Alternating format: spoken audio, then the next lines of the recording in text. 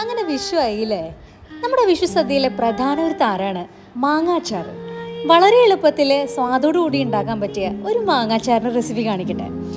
ഞാനിവിടെ വലിയൊരു 4 മാങ്ങ ചെറുതാക്കി അരിഞ്ഞ് അതിലാവശ്യത്തിന് ഉപ്പ് ചേർത്ത് കുറഞ്ഞതൊരു 30 മിനിറ്റെങ്കിലും റെസ്റ്റ് ചെയ്യാൻ വെച്ചിട്ടുണ്ടാവും. ഇനി ഒരു പാനിലേക്ക് ഫ്ലെയിം ഓൺ ആക്കാതെ നമ്മുടെ ആവശ്യത്തിന് മുളക് പൊടിയും പിന്നെ ഒരു 1/2 ടീസ്പൂൺ കായം പൊടിച്ചതും 1/4 ടീസ്പൂൺ ഉലുവ പൊടിച്ചതും കൂടി ചേർത്ത് ഫ്ലെയിം ഓൺ ആക്കി നന്നായിട്ട് പൊടികൾ മിക്സ് ചെയ്ത് കൊടുക്കാം. ഒരു 2 മിനിറ്റ് ചൂടാക്കിയതിന് ശേഷം നമ്മുടെ ഉപ്പിട്ട് വെച്ച മാങ്ങയിലേക്ക് നമ്മളത് ആഡ് ചെയ്ത് നന്നായിട്ട് മിക്സ് ചെയ്ത് കൊടുക്കാം. ഇനി അതേ പാനിൽ കുറച്ച് നല്ലെണ്ണ, അതായത് എള്ളെണ്ണ ഒഴിച്ചു കൊടുത്ത് ഒരു 2 ടീസ്പൂൺ കടുക് ഇട്ട് പൊട്ടിച്ച് ഒരു പിടി കറിവേപ്പിലും കൂടി ഇട്ട് കൊടുത്ത് താളിച്ച് നമുക്ക് മാങ്ങയിലേക്ക് ഒഴിച്ചു കൊടുക്കാം. ചൂടോട് കൂടി തന്നെ ഒഴിക്കണം, എങ്കിലേ മാങ്ങയൊക്കെ ചെറുതായിട്ട് വെന്ത് കിട്ടുള്ളൂ.